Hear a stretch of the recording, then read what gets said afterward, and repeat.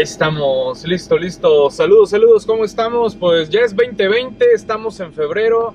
Esta va a ser la primera del año también de charlas en movimiento por parte de actualizandome.com.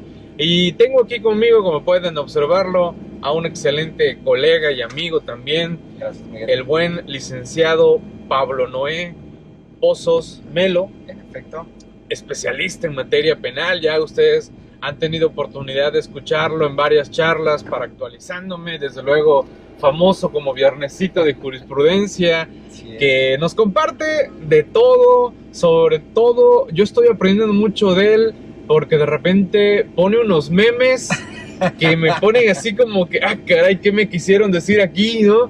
Y no son memes de que simple y sencillamente ya lo viste, te reíste un rato. No, hay varios memes que te dejan reflexionando qué me quiso decir, ¿no? Pablo, bienvenido. Platícanos un poquito sobre, así de manera breve, rápida y concisa, sobre tu vida, así, lo que te apasiona, lo que andas haciendo, qué no hiciste, qué no has hecho. Y bueno, también les comento, antes de que les damos la palabra a Pablo, nos encontramos en el puerto de Veracruz, un día nubladón. Sí. Y ya ahí ahorita van a observar aquí en la cámara, parte trasera, pueden ver ya graderíos, porque estamos próximos al carnaval de Veracruz. De hecho, el domingo un papaqui, ¿eh? Sí, no, vamos, esos papaquis que son como previos, ¿no? Sí. Pero bueno, Pablo, platícanos un poquito de tu entorno de vida profesional. A ver, platícanos, queremos saber un poquito más de ti. Y ahorita nos vamos con cuestiones penales y qué había antes, qué hay ahora, qué hubo intermedio y qué se anda futureando. Sí, pues bueno, mira, tanto gusto a todo el auditorio. Mi nombre es Pablo Noé Pozos Melo, soy egresado de la Universidad Veracruzana. Tengo litigando aproximadamente 15 años. Llevo nada más 2 tipos de asuntos: civil familiar, que es muy poquito lo que llevo, y mi especialidad, que es la materia penal, el modelo acusatorio. Tengo la oportunidad de participar aquí con Miguel y con su equipo de trabajo desde el año pasado. Se creó precisamente en ese ánimo de hacer algo más, algo novedoso, esta página de Viernesito de Jurisprudencia. Es una página que tiene ya 8,500 seguidores. Honestamente... todos pagados. Sí, siento puros fake. Sí, exacto. Sí, 8,500, fíjate, de agosto para acá, la verdad me costó trabajo. Una lana. No, ¿cómo crees, Se está echando de cabeza. No, ha sido un crecimiento orgánico. Nos han acompañado los amigos desde agosto para acá. Le hemos cedido a unos compañeros cuantos, ahí, sí, para apoyarlo. De hecho, para que no se sintiera tan nos mal. comunicamos con Mark Zuckerberg para que nos pasara gente. Y pues bueno, ahí empezamos a transmitir. Hay a la fecha 6 grabaciones, 5 del año pasado, una que tuvimos el día de ayer precisamente con el amigo Adolfo, especialista en seguros. También nos acompañó Miguel por allá. Es una temática relajada, una plática de amigos que se traten de diversos temas. Se han tocado a la fecha temas de presunción de inocencia, derechos humanos en general y en especial el capítulo México. Se han tocado 2 de reforma fiscal, por ahí nos acompañó también el buen amigo Ramón. Sí, claro, Ramón. Exactamente. Que nos tiene abandonados un poquito, ¿eh? Sí, ya saben Ramón, ustedes ahí que lo presionan por ahí. Me dicen. Nada, es que como ya no es parte del pueblo, ahora es farándula, pues ya nos abandonó. Sí. Cerramos el año con un programa muy interesante que fue específicamente, departimos con los amigos, nos tomamos un vinito, comimos unas botanitas y tuvimos presencial a los amigos que nos quisieron acompañar, pero el tema fue muy interesante, muy lindo.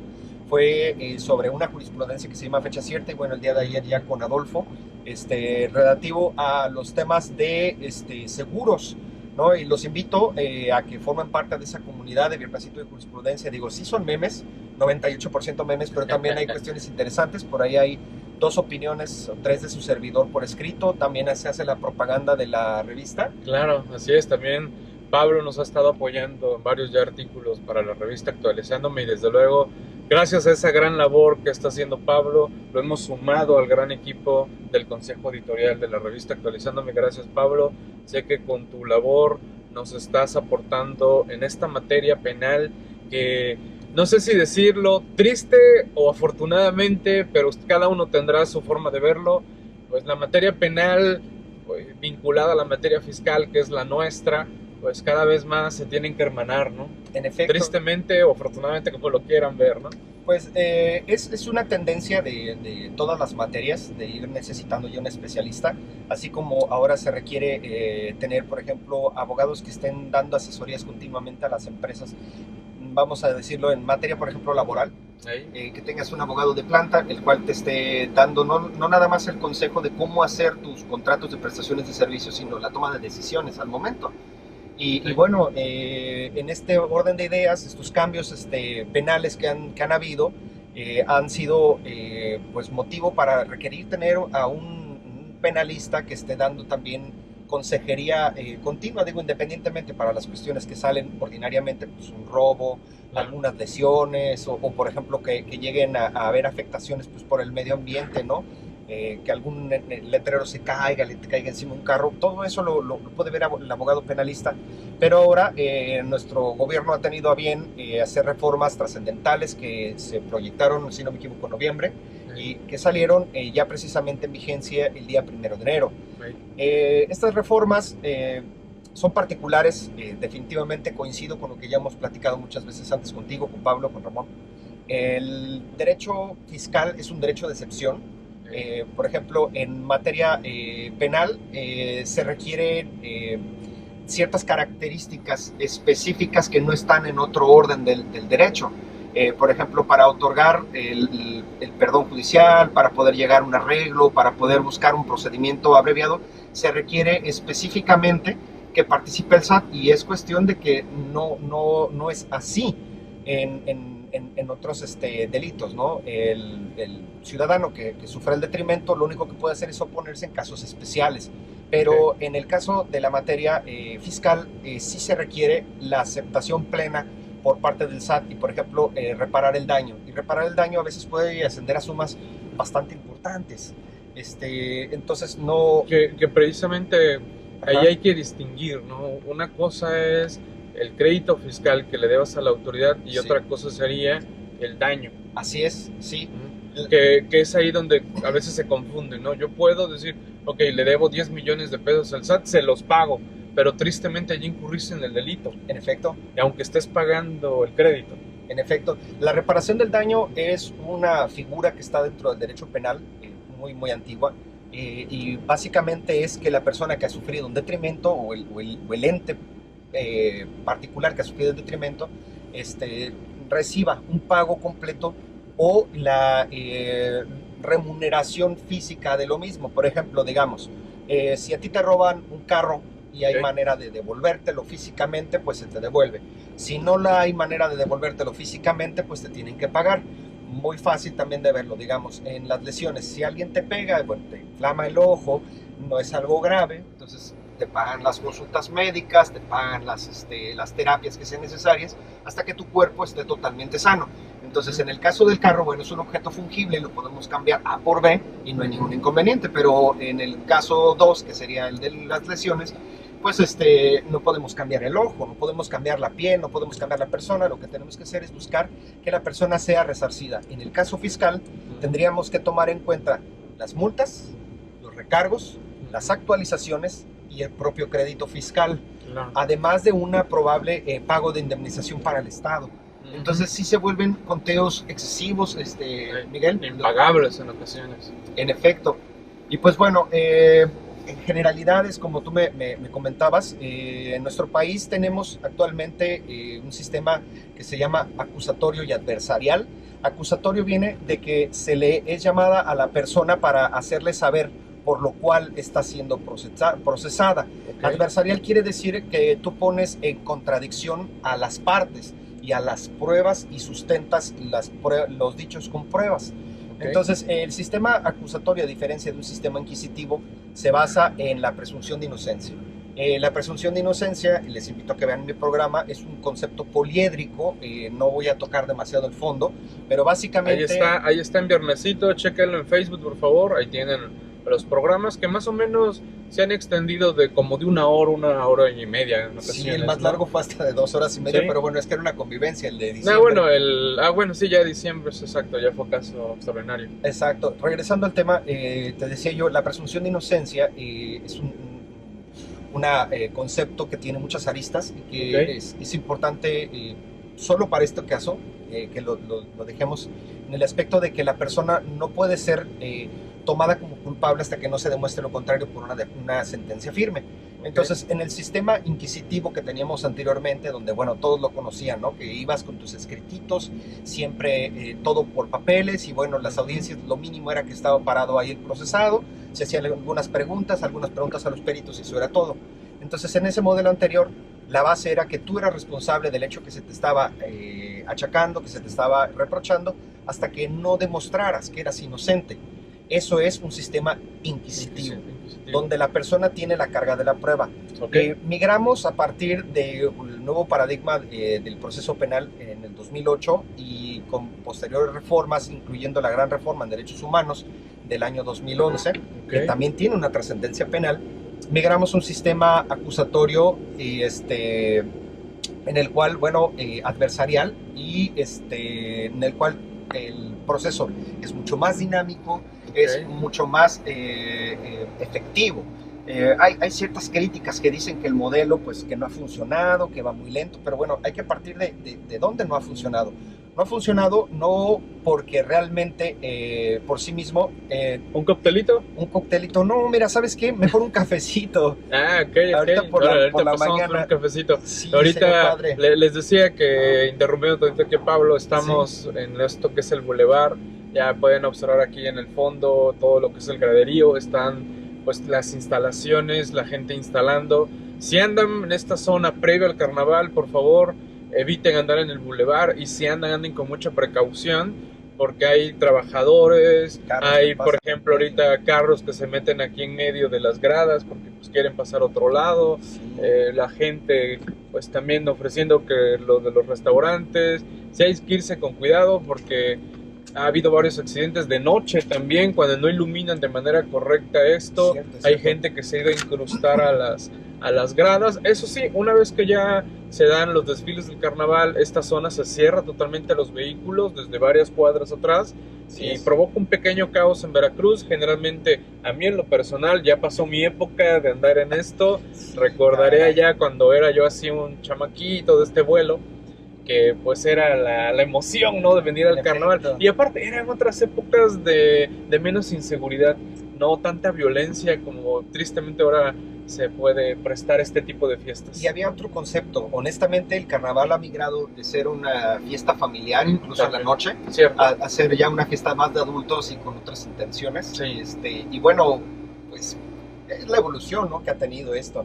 Pero sí, también yo de niño acudía aquí al carnaval, la pasaba yo bien con la familia, nos tomamos unos cocos. ¿Te habrá tocado cuando fue Yuri? Ah, sí, cómo no. Y me acuerdo que no había esto de los gradas, ibas con tu sillita. Así es. Y ya te sentabas y veías, y no pagabas. Ahorita creo que ya cuestan como 120 cada lugar, ¿eh? No tengo idea, pero sí se volvió un negocio de particulares en convenio con el ayuntamiento. Es correcto, así es. Y pues bueno, también aquí la tirada es que hay una...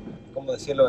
Pago de patrocinios altísimo. Claro, digo, es una parte de la derrama económica como tal. Hay gente que esta fiesta la espera con ansias para generar pues cierto nivel de ingresos. Los hoteles, olvídense si alguien quiere venir ya ahorita y diga, oye, quiero venir, quiero ir al carnaval de Veracruz.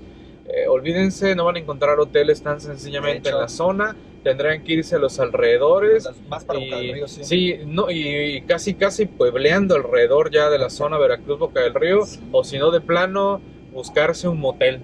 Sí, de hecho, que pagan por día completo, y sí, la verdad es que sí se llena.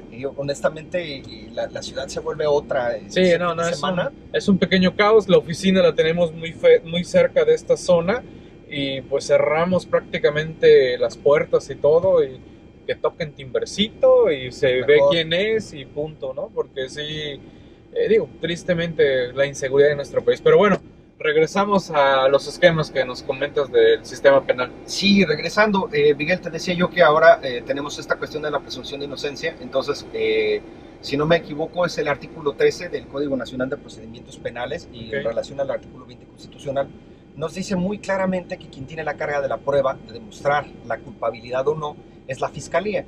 Entonces partimos de un tanto de una equidad procesal, ¿no? Las partes tienen la obligación de demostrar, pero la parte acusadora es la que tiene realmente la carga de la prueba. A diferencia, por ejemplo, en materia civil, si tú demandas algo y la otra persona niega, tiene su obligación, se vuelve en una afirmación, entonces tiene la obligación de probar. Claro. No, yo no hice la compraventa, no hice la compraventa que demuestro que pues con este documento hice otra acción, ¿no? Y en el caso, por ejemplo, con el simple hecho de que el imputado guarde silencio, no significa que se le esté incriminando. De hecho, hay una máxima en derecho penal que dice que nadie debe autoincriminarse. Ok, es correcto. Ahora bien, este modelo ha tenido sus grandes triunfos, por ejemplo, la transparencia. Tú puedes ir y ver las audiencias. Los abogados, gracias a Dios, ya quedan balconeados cuando no están capacitados. Igualmente las fiscalías, igualmente incluso los propios jueces. Eso es un gran avance. ¿Por qué? Porque antes en la opacidad del expediente, tú guardabas tu rostro detrás de una montaña de papeles, no hacías nada por tu defendido. Y mientras cobrabas. Exactamente, y no Y quedabas alargabas, ¿no? Y le decías al cliente, oye, más lana y más lana. En efecto, otra de las bondades que ha tenido este sistema es que hay muchas maneras de salir adelante, porque está basado en una teoría que se llama, se me va específicamente el nombre, pero es cuando la persona ha quedado totalmente satisfecha. Entonces, por ejemplo, antes, si te pegaban en el rostro, te causaban, por ejemplo, una lesión, ibas preso porque ibas preso. Y la persona, pues, ¿qué recibía? Nada, porque el imputado estaba detenido. Entonces, ¿qué es lo que tú esperas? Por ejemplo, si le pegan a tu carro, pues que te lo reparen, ¿verdad, Miguel? Claro. Y bueno, si tienes un conflicto con alguien y te pegan en el rostro, digamos, no es tan grave, pues lo que esperas es que te atiendan. Entonces, en el modelo anterior eras que vas detenido y que siempre papá Estado llevaba el gran garrote y se ajusticiaba al probable delincuente, ¿no? Entonces, en este modelo se llama justicia restaurativa, disculpa, me llama... Ok. Entonces, sí, de repente digo, bueno, ¿qué quiso decir? Pero sí, exacto, las cuestiones de restauración del daño. Exactamente, entonces la justicia restaurativa nos dice justamente que cuando una persona recibe un agravio, el que sea, si es posible pagarlo, se paga. Entonces hay muchas maneras de salir adelante mediante, por ejemplo, una mediación previa a un los juicio. acuerdos reparatorios. En efecto.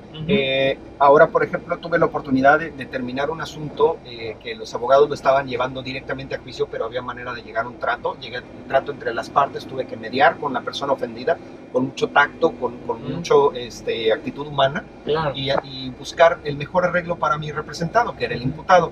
Entonces llegamos a un punto en el que no fue necesario ir a juicio. Digo, bien por mí si nos vamos a juicio, porque pues cobras más, es un trabajo más interesante y más dedicado y puedes desarrollarte como litigante, pero en esa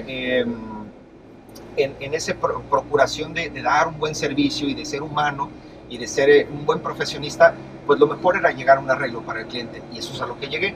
Hay a saber 5 maneras de salir avante de un proceso, y todas ellas son previas al juicio.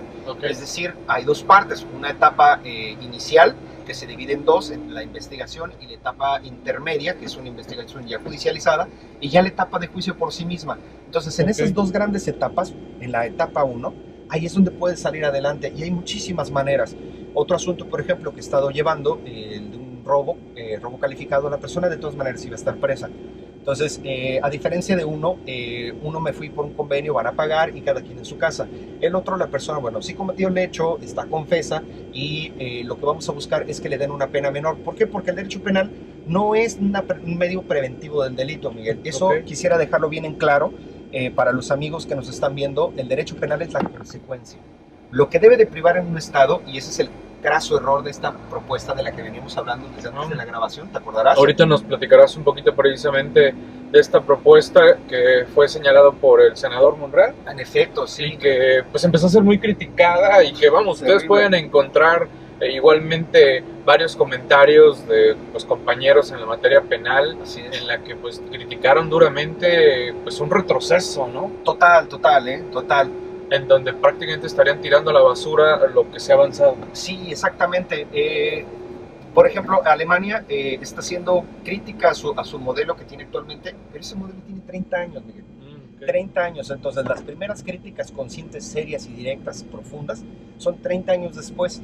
No porque los alemanes sean más lentos para trabajar, no, es porque simplemente un Pues querían probar como una generación, por así decirlo. Exactamente, ¿no? teleológicamente y ontológicamente el modelo no puede ser criticable hasta que no empieza a ser maduro y a tener ya respuestas. Entonces, regresando un poquito al punto, Sí. les decía yo, hay diferentes maneras de salir. Por ejemplo, este joven sale mediante algo que se llama proceso abreviado y tiene una sentencia menor, aunque sí tiene una sentencia y tiene que compurgarla. Okay. ¿Por qué les decía yo? El derecho penal no es un medio preventivo. La política criminal es una materia que está dentro del derecho penal y nos dice que hay dos maneras de combatir las circunstancias delictivas. Una manera preventiva, que es la óptima, y una manera reactiva, que es en la consecuencia. Entonces, pues sí, ya sucedió. En efecto, no podemos pensar que el derecho penal es la cura para la enfermedad. La cura es la conciencia social, el trabajo, la educación, la salud. Entonces, eso es lo que debe de privar. Esta propuesta de un nuevo Código Nacional de Procedimientos Penales y de un nuevo Código Nacional Penal es muy criticada porque precisamente, el titular, el doctor Gers Manero, pues yo creo que está muy casado con la escuela antigua, donde tú tenías grandes capacidades para coaccionar a la persona, Que ahorita que mencionaste nombres, sí. Parece ser que ya quiere presentar su renuncia, ¿no? Ojalá, mira, yo le deseo que tenga una larga vida, que sea un buen abuelo, que la pase muy bien, que se vaya a Europa, que se divierta, pero que ya suelte la procuración de justicia, porque no puedo imaginarme un procurador que parta diciendo, es que yo no puedo trabajar con lo que hay, porque pues como no me das lo que yo pido, pues soy incapaz. Okay. Una cosa es... Como que diciendo, lo que quiero es que aquí mis chicharrones truenen. En efecto, y un desconocimiento total del modelo nuevo, el modelo penal acusatorio ni tan nuevo, porque empezó en el 2008 y a nivel nacional en el 2016. Okay. Veracruz se une específicamente el 15 de mayo del año 2016 a este modelo penal acusatorio. Okay. Entonces, Gers Manero lo que está diciendo es, híjole, vámonos a arraigarlos a todos, pues, arraigo para todos, por 5 pesitos más, prisión preventiva justificada para todos. Okay. Eso es un modelo regresivo. Desde que México firma allá en 1995 el protocolo de Kioto respecto a los modelos de prisiones. ¿A dónde quieres? ¿Para allá o para acá? Yo creo que hacia hacia el lado bien. Panorámico, ¿no? Para que también los amigos vean por ahí con la GoPro hasta dónde llegan. Sí. Las graderías. Sí, prácticamente aquí terminaría el desfile del carnaval. Termina aquí una colita que es ya el arranque de Boca del Río, porque aquí precisamente ya es Boca del Río. Allá en esa, donde estaban los semáforos, ahí termina Veracruz. Antes tenían una pugna, ¿no? Sí, pero cuando era en PRI-PAN. Exacto. Ahorita son PAN-PAN.